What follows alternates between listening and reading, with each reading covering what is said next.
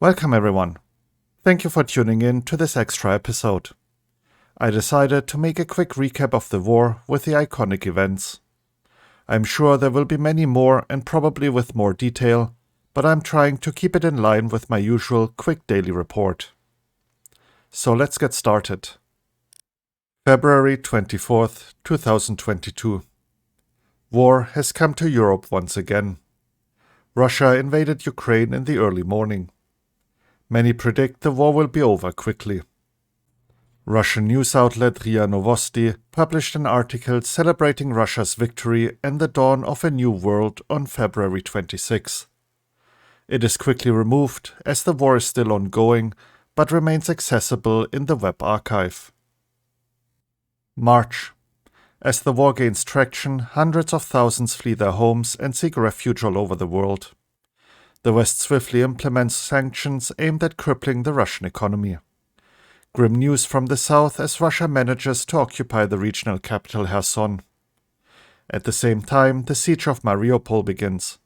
A single strike at the drama theater is estimated to have killed 300 to 900 civilians seeking shelter. More bad news arrive when Russia manages to occupy the Zaporizhzhia nuclear power plant. US President Joe Biden calls Putin a butcher and states, "For God's sake, this man cannot remain in power." Russian soldiers are filmed using an elevator to reach the top of a high-rise building. However, Ukrainian administrators turned off the power, trapping them inside, resulting in this iconic photo. April. Russia's attempts to encircle Kyiv fail. Ukraine emerges as the victor of the first decisive battle of the war. Subsequently, Russia retreats from northern Ukraine entirely. The joy of victory does not last long, as evidence of Russian war crimes quickly surfaces from the deoccupied territories. Butcher becomes synonymous with the horrors of this war. I will refrain from showing footage from the town due to its disturbing nature. The war is called a genocide by US President Joe Biden. On April 14th, Russia suffers another humiliating defeat when its flagship of the Black Sea Fleet, the Moskva missile cruiser, is sunk. The FSB published photos and a video of an alleged foiled assassination plot. Russia is ridiculed for showing Nazi symbols along with the Sims 3 game, giving rise to the speculation that someone misunderstood 3 SIM cards for Sims 3 games. The bloopers continue as the alleged members of the plot are in possession of a book literally signed with unreadable signature instead of a made-up, illegible signature. May. Due to the war, Sweden and Finland apply to join NATO, however their accession is stalled by Turkey. The last bastion of Mariupol, the Azovstal steelworks, fall to Russia as Ukrainian defenders are given the order to surrender. The city is occupied by Russia. Horror stories of mobile crematoria and mass burials quickly surface. June. The EU grants Ukraine candidate status. This is the first step on the path to EU membership for Ukraine. Russia increases its pressure on Europe by cutting gas supplies. Ukraine achieves another symbolic victory. Russia is forced to retreat from Sminy Island, also known as Snake Island. On the other hand, Russia turns its focus on the remaining Donbas, capturing the city of Severodonetsk. July. Another victory for Russia. Lysychansk, the last town in Luhansk Oblast under Ukrainian control, is captured. Russia also increases its deadly attacks on civilian infrastructure. An explosion in the POW camp in Olenivka, Donetsk Oblast, kills over 50 Ukrainian POWs, mostly Azov members from Mariupol. A grain deal brokered by the UN and Turkey sees the naval blockade in the Black Sea lifted for grain exports. August. Ukraine announces for the first time that a major offensive to liberate Kherson is coming. Kherson remains the only regional capital that Russia managed to capture in 6 months of war. Ukraine also receives Western weapon systems, including HIMARS, which it uses to take out key Russian military infrastructure.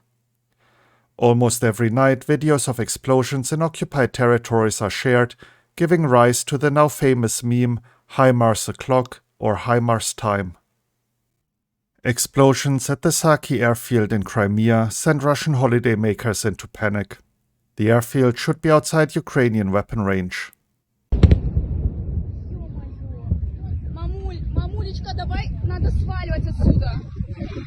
Тихо, тихо, тихо. Что, надо ехать. Нет, это все какой-то трэш. Мам, да домик ничего нам не сделает, твой деревянный домик.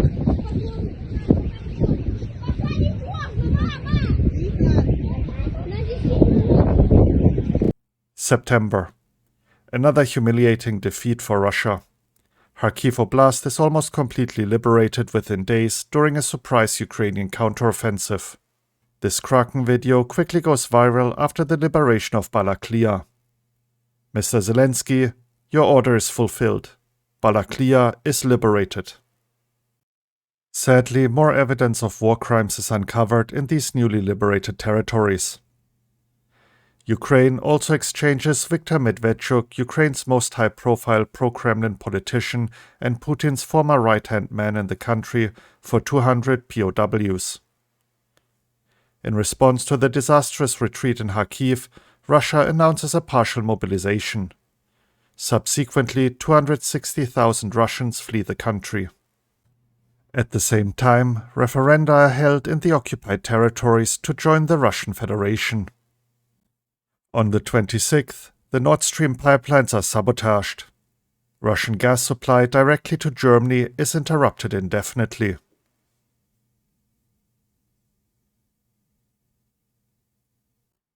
On the 30th, Vladimir Putin announces the annexation of the regions that voted in the referenda.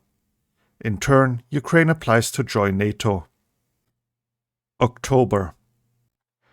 The Kerch Bridge connecting Crimea with mainland Russia is heavily damaged in an explosion.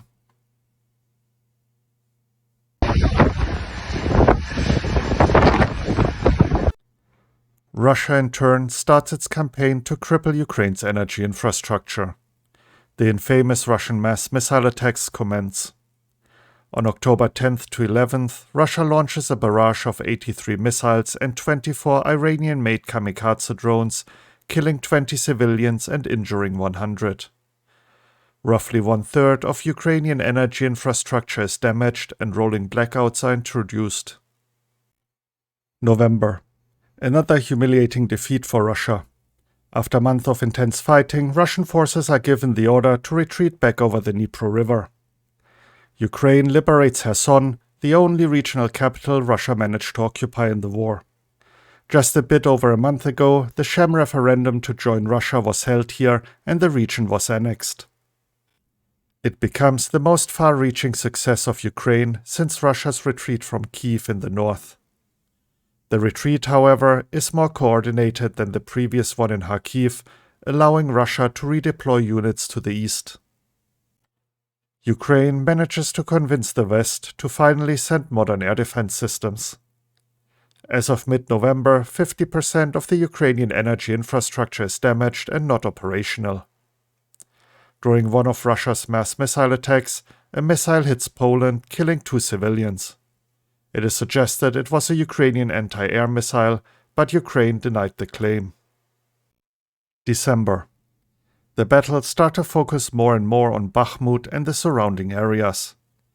The Battle of Bakhmut officially has started on August 1, 2022, but so far Russia had little success.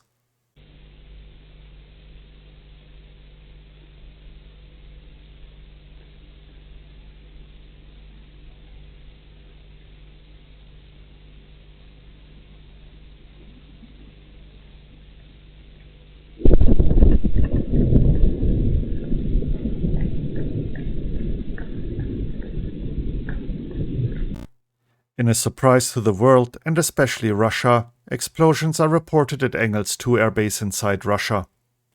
Engels 2 is one of Russia's strategic bomber air bases and it is more than 600 kilometers from the Ukrainian border. President Zelensky embarks on his first foreign trip since the beginning of the war. During his historic visit to the United States, he meets with US President Joe Biden and addresses the US Congress. Moving on to the events in 2023. January. Makivka becomes synonymous for the effectiveness of Ukrainian HIMARS use. Ukraine claims 400 Russian soldiers were killed when a military base was hit. Russia admits to 89 soldiers killed.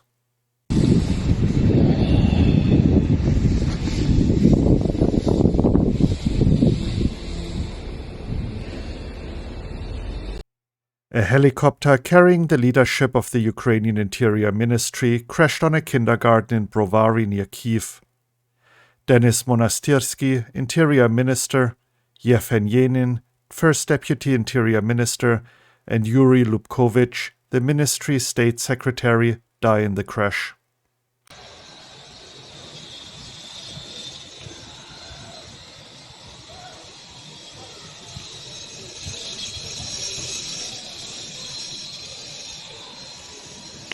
Russia celebrates its first victory for months. The town of Soledar falls to the onslaught of human waves sent by the Wagner PMC. Losses on both sides are heavy, however, Russian losses are described as staggering and mind-blowing. Ukraine sees a major reshuffle of the government as many officials are dismissed, many accused of corruption. Western allies finally promised to send tanks to Ukraine. February.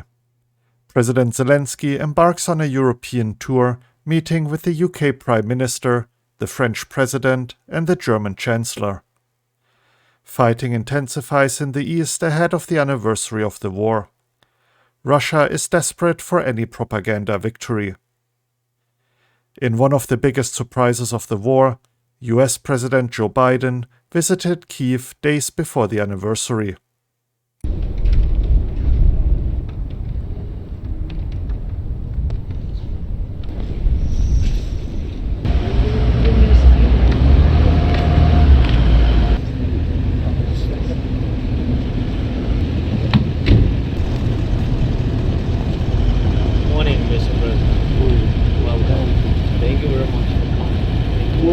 How are the children?